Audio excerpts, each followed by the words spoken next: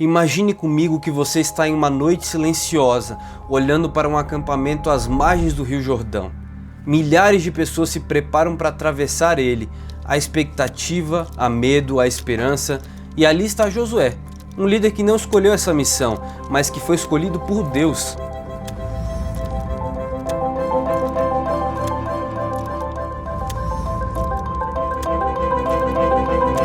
Ele sabe que diante dele não está apenas um rio a ser atravessado, mas o desafio de conduzir um povo inteiro a uma promessa que parece distante. O que talvez Josué não soubesse é que a sua vida seria muito mais do que a história de uma conquista militar. Seria um retrato vivo, uma profecia encarnada do que Cristo faria por toda a humanidade. Paulo escreveu em 1 Coríntios 10, verso 11, que as histórias do Antigo Testamento foram escritas como advertência para nós, para quem o fim dos tempos chegou. Isso significa que o livro de Josué não é apenas uma memória de um povo, mas um espelho da nossa vida espiritual hoje. Josué é um tipo de Cristo. Seu nome em hebraico, Yehoshua, é da mesma raiz do nome de Jesus, Yeshua. O Senhor é salvação. Esse é o significado do nome de ambos. Não é coincidência, é uma revelação. E quando temos o livro de Josué, vemos que não apenas guerras e vitórias, mas símbolos espirituais são profundos.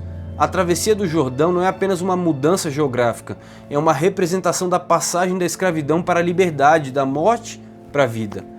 Os pais haviam atravessado o Mar Vermelho e agora os filhos atravessavam o Jordão.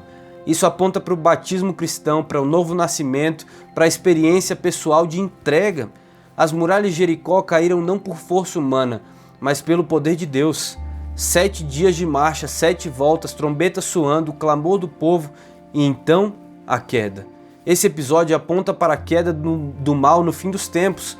Quando a última trombeta soar, o mal também será destruído e o povo de Deus entrará definitivamente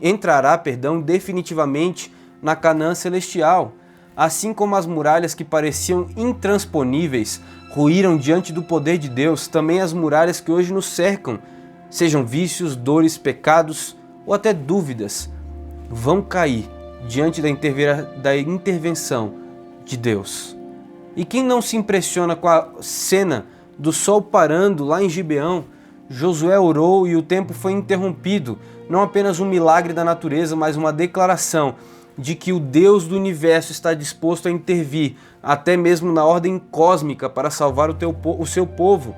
Isso nos lembra que em Cristo, até as leis da morte foram vencidas. Assim como Deus estendeu o dia para dar vitória a Israel, Ele estendeu a eternidade para dar vitória à humanidade. O livro de Josué não fala apenas dos triunfos, ele também registra as derrotas. A derrota em Ai, resultado do pecado oculto de Acã, mostra que o maior inimigo não estava de fora, estava dentro. Não era o exército cananeu, mas o coração humano dividido. Esse detalhe nos lembra que antes de conquistar reinos, é preciso conquistar o próprio coração. A lição é clara: quando escondemos o pecado, não há vitória. Quando confessamos, a graça restaura. E é justamente aqui que vemos a beleza do Evangelho. Josué, como homem, errou, foi enganado pelos gibeonitas, não consultou a Deus em alguns momentos, mas o verdadeiro Josué, Cristo, nunca erra, nunca se engana e nunca falha. O contraste é proposital, o tipo é imperfeito, mas o antitipo, Cristo, é perfeito. Martinho Lutero dizia que a Bíblia é a manjedoura onde Cristo repousa. Cada página nos conduz a Ele. Ellen White escreveu que a história de Israel é um espelho da experiência da igreja até o fim dos tempos. John Stott completa: a Bíblia não apenas nos fala de Cristo, ela respira Cristo. E Spurgeon dizia: toda a estrada da Escritura leva a Cristo. Quando unimos essas perspectivas, percebemos que Josué não é apenas sobre Israel, é sobre Cristo e, por consequência, é também sobre nós. Pense comigo, Josué lutou contra reis, mas Jesus derrotou o inimigo maior, o pecado. Josué distribuiu terras, mas Jesus nos dá uma herança eterna. Josué abriu o caminho para Canaã, mas Jesus abriu o caminho para nova Canaã, nova terra. Josué viu o povo descansar parcialmente, mas Jesus é o único que nos dá o verdadeiro descanso.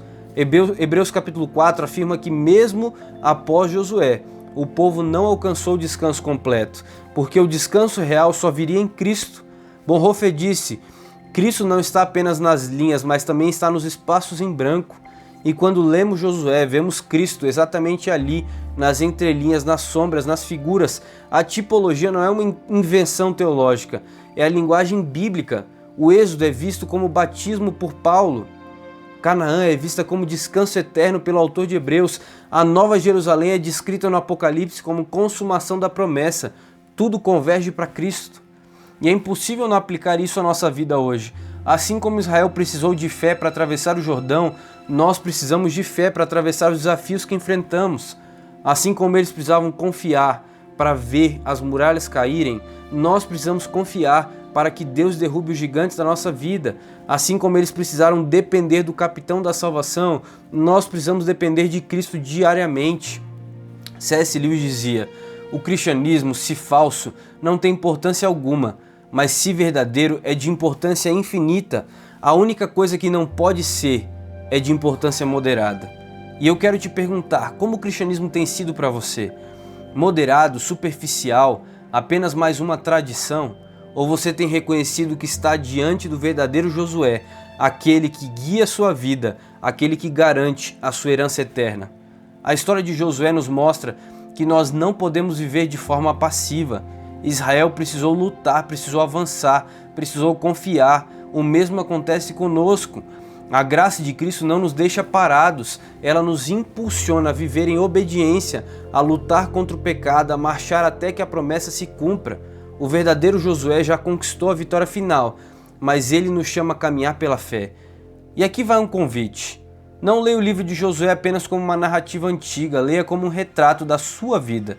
Entregue suas muralhas a Cristo. Confie no verdadeiro capitão.